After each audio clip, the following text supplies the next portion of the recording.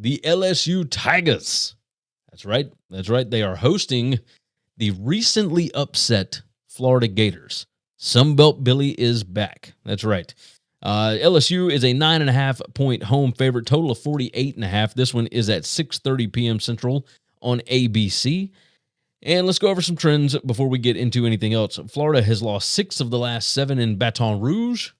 They are 0-3 against the spread in the last 3 in Baton Rouge as well. Last year, Florida won this game 27-16. And it was a debacle for LSU. Absolute debacle. LSU 3-0 under Brian Kelly in SEC openers. This is an interesting spot. LSU didn't look very good against Louisiana Tech last week, but Florida didn't look very good against South Florida either. And I think, and I brought this up when I was projecting wins and losses and blah, blah, blah, neither one of those teams was going to look good the week before this game, because why would you put anything on film?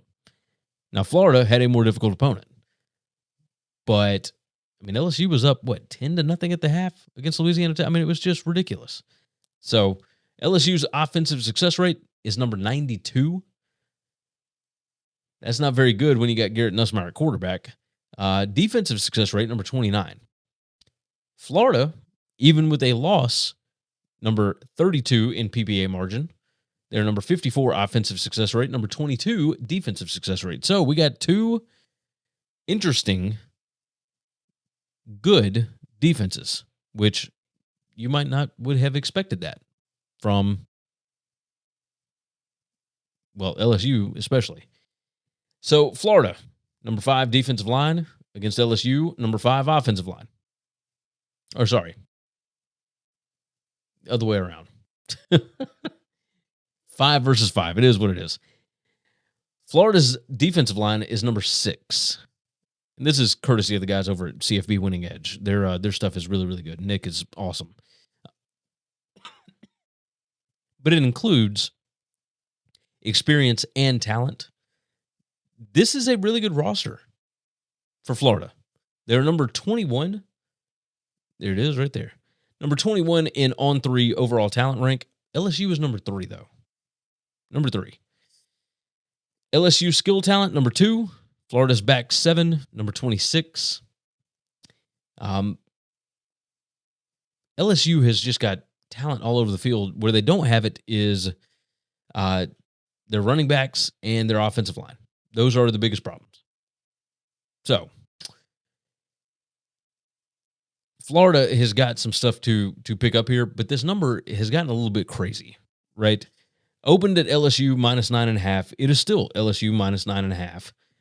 My number has the projected spread at LSU minus 8.5 based on stats. My power rating has LSU minus 8.